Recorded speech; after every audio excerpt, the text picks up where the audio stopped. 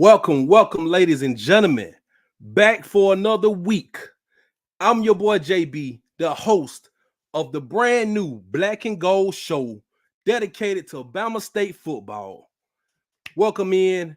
Three things I ask you to do, as always: hit the like button, subscribe to the channel if you haven't already, and share this to your people.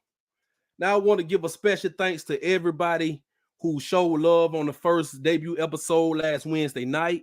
It was a success. A lot of people showed love, man. I appreciate that so much. We just trying to get this thing going for Bama State football, man. Something for y'all, strictly for the fans. If you in the comments, leave some comments, leave some feedback, good or bad. Just let your boy know how you feeling.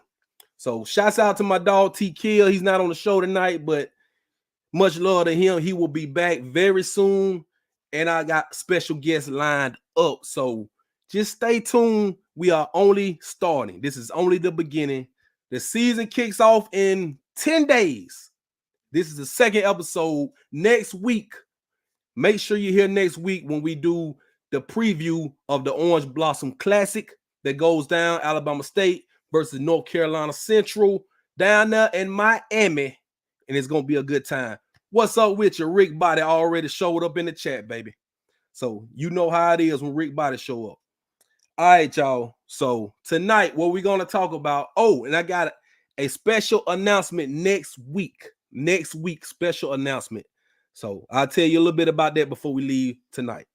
So it's not going to be a long show tonight. What I'm going to do, recap BuzzFest 2024 that went down this past Saturday. I was in attendance. I'm going to tell you how I felt about it and what I saw. The second scrimmage that went down at ASU Stadium.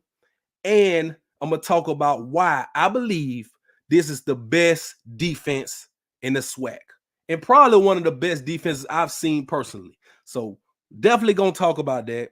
Make sure y'all hit that like button when y'all coming in, man. Share it with your people. Subscribe to this YouTube channel, Sports Talk with JB. This is the Black and Gold Show, ladies and gentlemen. All right, so let's get it going, get it started. First of all, shout out to Dr. Cable, Alabama State. Shouts out to Dr. Lavallee. Shouts out to Rick Singleton. Everybody with Alabama State Media Department that has something to do with that, man. Much love to y'all. And let's get it going. Let's get it going. So, first of all, BuzzFest 2024 was a success. But I have one issue I had with BuzzFest.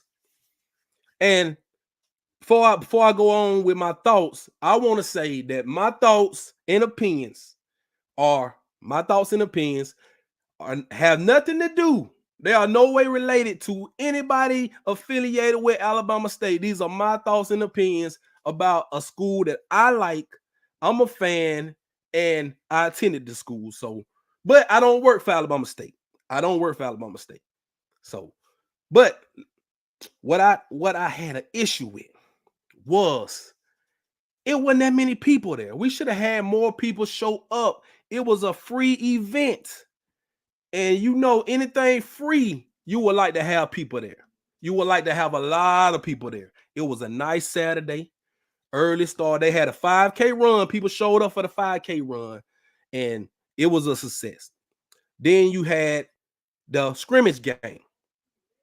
So, I mean, you had a lot to do, kids out there, families, but it was only, if I had to guess, 200, 300, maybe 400 people. I would have liked to see a lot more people show up to support the team, support these kids, these student athletes. I mean, it's free. You know what I'm saying? So that's the only thing I did not like, because I didn't see a lot of people there. Swag Talk in the building. Shout out C. Wells, baby. So with all that being said, it was a great time. It was a great day. I met a lot of great people there. Shouts out to Khalil too, man. Khalil Stewart. He's a great dude. Shout out. Finally met him. So shout out to him. But from what I saw, this team, they got something. They really got something special. This could be a special year. I know last week we talked about the 91 championship team and the 2004 team. It's been 20 years since Bama State has won a SWAC, and I feel like it's well overdue. And it's just time. It's 20 years since then. So I think this team has all the goods, man. Has all the goods to do this thing. I know a lot of people are predicting, and if you go by the predictions, the preseason, whatever, Bama State to win the SWAC East. Okay, everybody expecting that. But some people are like Bama State is overrated. So, and I get it. I get it. New quarterback, new offensive coordinator, got a lot of moving pieces. But so do a lot of other schools. They have a lot of moving pieces as well. A lot of pieces you have to gel in with the team. I trust Coach Eddie Robinson. I trust E-Rob. His third year, he's got better each year. He's climbing another step. 7-4 last year. I'm going no less than 9 wins. I think 9 wins is the floor for me. And that's just me keeping it 100. 9 wins is the floor. But let's talk about what we've seen. So with the second scrimmage that went down this past Saturday, defense. That's why I want to shed light on the defense tonight. But Andrew Body did not play. So let's get this right. Andrew Body had to rest. He's throwing the ball. He's doing a lot. He's been doing a lot. So I feel that. Let Andrew rest for a minute.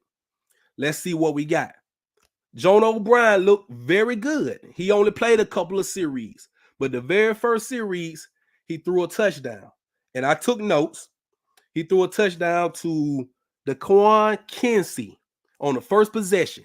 And I'm going to tell you what, Jonah O'Brien's got the goods. He looks poised. He's a grad transfer from Eastern Illinois. He looks poised. He looks like he knows what he's doing out there. And the quarterback room is in good hands. I will say that much. Andrew Body, we know what he's capable of. I can't wait to see how great he does this season. I have all the high hopes. I have so much high hopes for Andrew Body this season. And I know he's going to do great. Jonah O'Brien, great backup. He knows how to play quarterback. We have a lot of young quarterbacks in that room as well. But all in all, the defense ruled the day.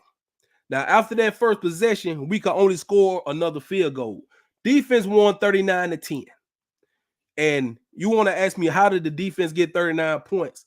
Because the way they do it, if you get a defensive stop, that's 3 points. You get a turnover, interception or something, that's 6 points. So that's kind of how they graded, kind of like they did for the spring game. If you remember back in April, they did the spring game the same kind of way, black versus gold, defense versus offense. So that's how that goes. But from my notes during the scrimmage, it was an interception caught by Tashawn Sims, number 42. He caught an interception off of Zach Sims, I believe. That was a 6 points for the defense. Baylor Cannon got a field goal blocked. It was recovered by Tawillie Levette. I'm going to talk a lot about Tawillie Levette later.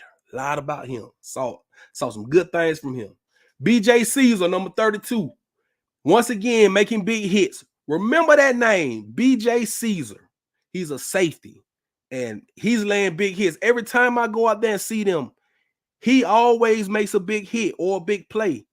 And he transferred from, I think, the Air Force Academy, if I'm not mistaken. So watch out for BJ Caesar. Elijah Bean is a name you may not know. He's a 6'5" receiver, but he caught a few passes on Saturday. He caught like 2 passes on a 2-minute drive from Jonah O'Brien to get them in field goal range. And he looked good out there, man. Elijah Bean transferred from Baylor. So he will probably be getting some run during this season. I would like to see him. I don't know how the depth charts are. I haven't got my hands on a depth chart. They probably don't even have the depth chart ready yet. But I'm going to be looking for Elijah Bean. He had number 8 on Saturday. I don't know what number he's going to have. But remember that name. He transferred from Baylor, 6'5", along with Nicholas Williams. Remember Nicholas Williams, too. He's another 6'5" kid, transferred from California. So we got some good wide receivers. I'm going to talk about them next week. But let me move on. It was another big hit by number 30, Ethan Johnson. got everybody off their feet. I'm talking about he laid the wood on one of the running backs. And it was only one touchdown. That first possession, that was the only touchdown that this defense gave up. So with that being said, I thought about it. And I was thinking, I don't know if it's good or bad. But if you really put it into perspective, the defense has the advantage in these scrimmages, in these practices. They see this team every day. They know what to expect from the offense. And the way our defense looks, how fast they are, how physical they are, how well they're coached by Coach Lewis, it's going to be rough for anybody to score. It's going to be rough. Now, I don't want to get ahead of myself and talk too much about the defense right now because I'm still talking about what happened during the scrimmage. The running backs impressed me very well. The running backs did. So I want to put a spotlight on the running back room if I can. All right. I think Bama State has an elite running back room led by number 26, Marcus Harris II. All right, so he's a redshirt sophomore. Last season, played in 9 games, 87 carries, 331 yards, 4 touchdowns. I think he may be the starter. If I had to pick somebody to start, I think Marcus Harris gets the start. Number 3, Daquan Kinsey. He scored the touchdown on Saturday. I saw a lot of him during the spring game as well. He's a senior. Played the last 3 seasons at Clark Atlanta University. In 17 games, he had 826 yards, 10 touchdowns in his collegiate career so far. I think he brings a spark to the backfield, and he will get a lot of playing time if I had an opinion about it. I think Daquan Kinsey will be in the backfield and will make plays this year for Bama State. Now, number 20, this is my dark horse. This is one of the guys I expect to be a leader coming out the backfield as well. Jamari Holesclaw. He's a 5'9" freshman from Coconut Creek High School in North Fort Lauderdale, Florida. Don't have a lot of info on him.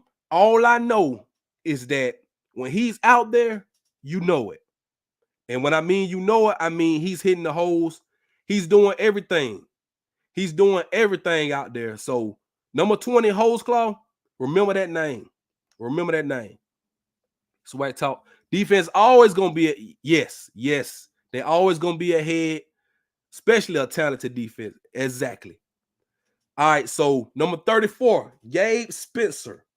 He's a redshirt freshman from Pike Road. Played at Macon East Academy. He had some good runs as well this past Saturday at the scrimmage. I like him a lot. Number 23, AJ Gates. He's a junior. He played in 5 games last season. Had 24 carries, 50 yards.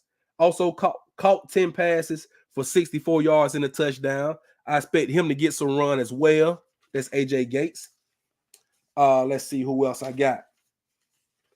Number 29. I like this kid as well. Ashton Ashford. He played a lot on Saturday.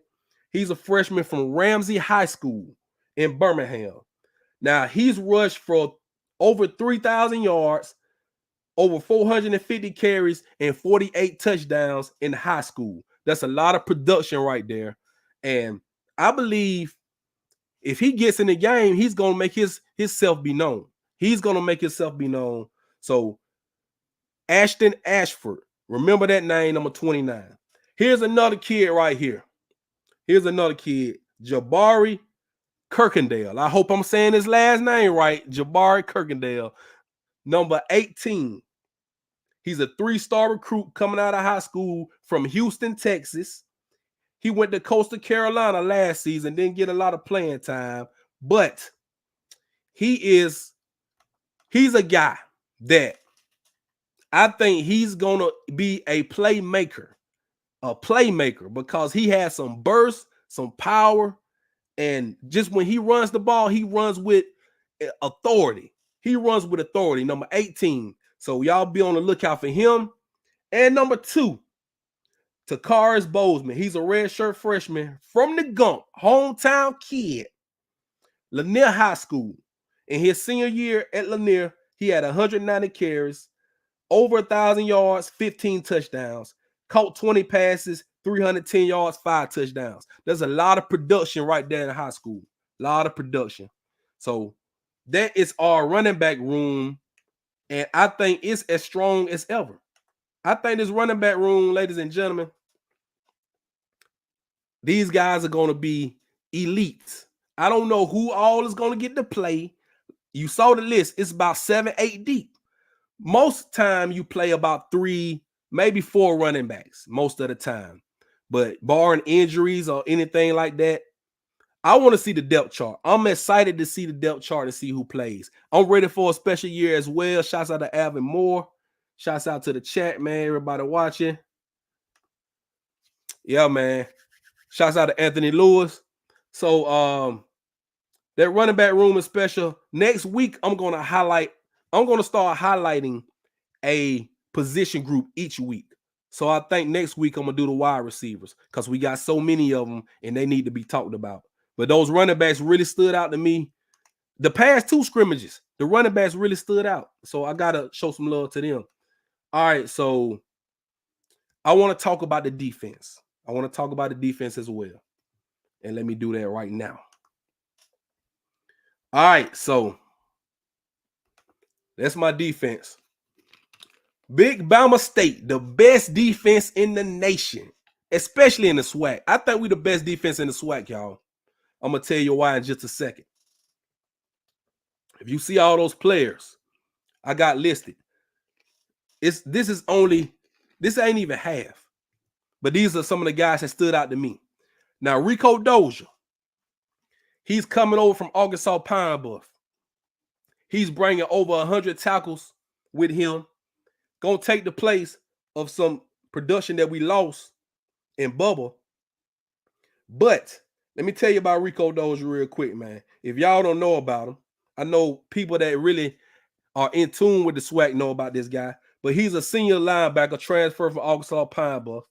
Played 3 seasons, 3-time all SWAC first team. All SWAC. 125 tackles last season, 2.5 sacks, 6.5 tackles for loss. Over 200 tackles in the 3 seasons he played at Pine Bluff. So there is a lot of production right there from Rico Dozier, Agent Zero, what we going to call him. Now let's look at number 11, Traquan Thomas, edge rusher. He's listed at 6'1", 235 pounds, headed into his red shirt junior season. He is a 2024 preseason all SWAC first team. He led the Hornets last season with 7.5 sacks, also 12.5 tackles for loss, 2 forced fumbles, and 35 total tackles. Yeah. There go my boy Kilpatrick in the chat. First defense, number 1 defense in FCS, baby. We are the standard. The standard. Y'all know what it is. So these guys, man, they real deal. DeMarcus Cunningham, number 6, linebacker. He's also a 2024 preseason all SWAC first team. Played in all 11 games last season, 82 tackles. So you put him with Dozier, all those tackles. Hey, man, I'm telling you, it's something serious. It's something serious, this defense. Number 9, Stephon Young-Roll on the D-line. All he does is make plays. All he does is get in the backfield. Number 96, Jakeem Fletcher. I hear his name called a lot too. He's going to be a big playmaker. He's going to be a big playmaker as well. If the defense is at the same level the past 2 seasons, damn, it's going to be that Alvin. I'm telling you. The defense the last 2 seasons, they've held teams to 19 points a game. I think this defense can hold them to about 14.